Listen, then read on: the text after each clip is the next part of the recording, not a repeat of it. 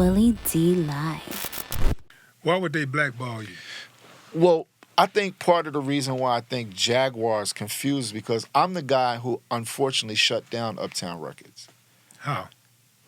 Well, physically. I literally physically made them close the label. How? I mean, I need to know how an artist makes a label. God rest shut Andre down. Harrell's. So it's kind of like 5 heartbeats. Sometimes there's a crossroads in life, like when Big Red said, I'm gonna remind you, my office hours are from 9 to 5. Yeah, I think the statute of limitation is passed, man. You can go ahead. Yeah. So I basically had more, to get man. at Andre and Russell, and there were things that were going on then. And I hate to really talk about it, but I want this to help somebody. I love my brother Andre Harrell. And I think to the best of his ability, because of how they were taught to love, that's the best they could love me. Mm. But in the end, I hadn't healed yet. I was still young, and there was a lot riding on the Changes record. I thought we made a masterpiece. I was the executive producer. Too much was going right for me. I was becoming the owner. I had gotten Faith Evans a deal. I had produced Patra. A lot of great stuff was happening for me.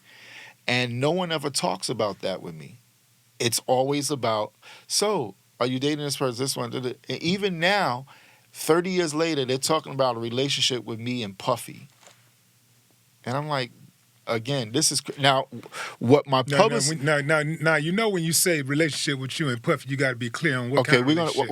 I'm going to get clear. I'm going to state everything exactly where it is.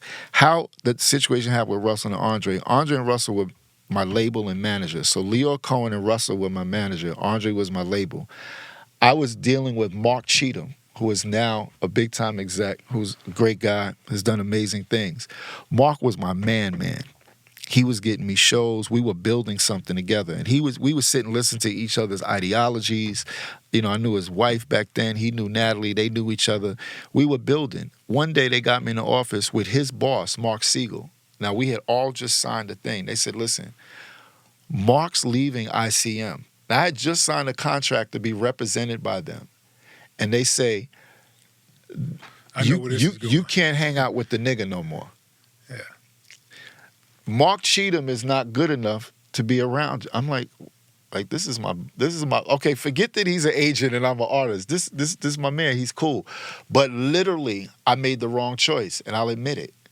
Russell, who's a powerful person, Andre was my label guy. That was Uptown Records. Like I left Geffen to go to Uptown. And people don't realize I didn't leave Geffen. See, I was signed to a rock and roll label first. When me and David Geffen had discord, when he saw legally I had gotten out of my deal, he wasn't even mad at me. He was like, I think that's genius. When you have discord with your people, they blackball you. And then they don't even want to admit they did it. So Andre never came forth and said his whole label was cross-collateralized. So Heavy's marketing, Mary's marketing, Jodeci's marketing, Father MC, Crit, we all out of one marketing fund. And what happens is Jodeci got hot. Jodeci's incredible. They deserved to be Jodeci. But Andre didn't have the business structure to function in that. And all of his minions and the people who worked there, it was to the point, I grew up with a dude named Jimmy Jenkins, and anybody who ever heard the business lingo, yo, money, this is ridiculous. I can impersonate every record person in the 90s, from Kadar to all, and they had all turned into Jimmy Jenkins. Because that's what this business is. They're like people line up like minions. And when you're hot, they'll do whatever. And when you're not, they'll do whatever. So you can't use fame and fortune as a deity. It's a blessing if you use it right. And we've seen it not be, like, listen, there's a reason why the greatest entertainers in the world, who has more talent than Whitney, Michael, and Prince? I mean, Willie D, but I ain't going to brag. You know? Right, well, go ahead, okay. Go ahead. But Willie, you must have found some human side that balances you. Because what would make Michael Jackson, Prince, and Whitney want to leave Earth? Do you know what they could have done collectively together right now if they were living? Well, Just I don't know from if they the had a sound choice. of their voice. Well, There always is a choice.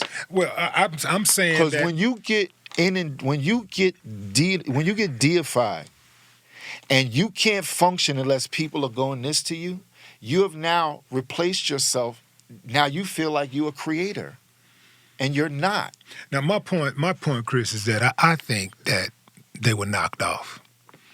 I believe you. I didn't know Mike or Whitney, but I knew Prince, and Prince was the most health conscious, like spiritual guy, loving, want to be alive type of dude, respect life guy that you ever meet. You know, like Prince did not just die.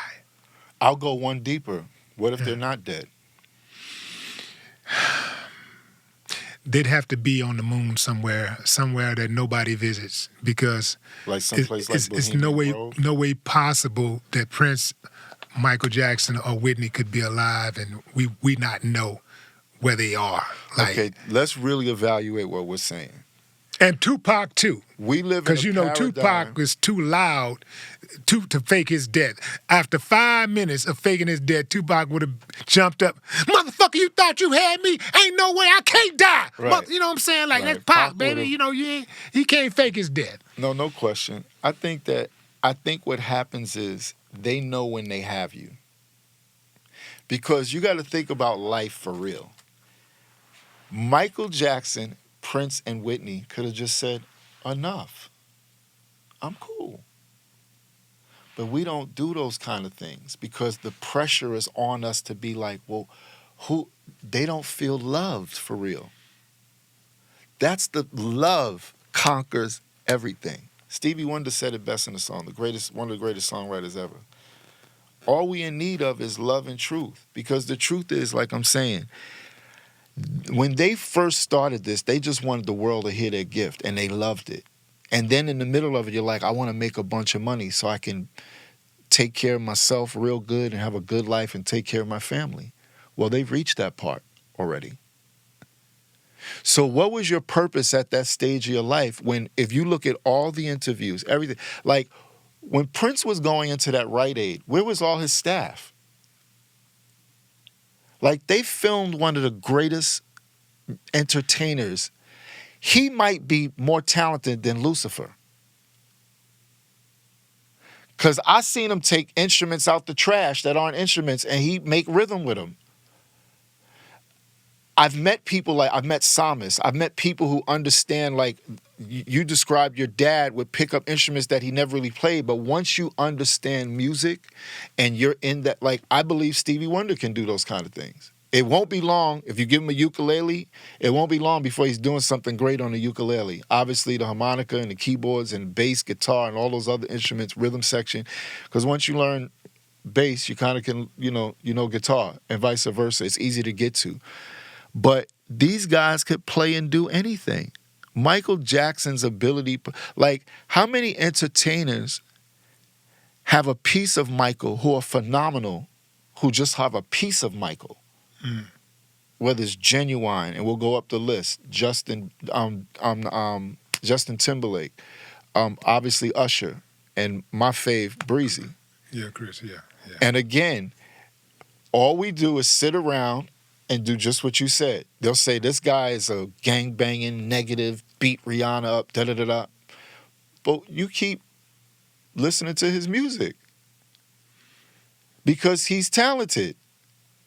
And that was a circumstance. That's not his life. But we won't. Chris could go on and get married successfully for 25 years, and he'll still be the guy who beat up Rihanna. That's who we are as a people, unfortunately.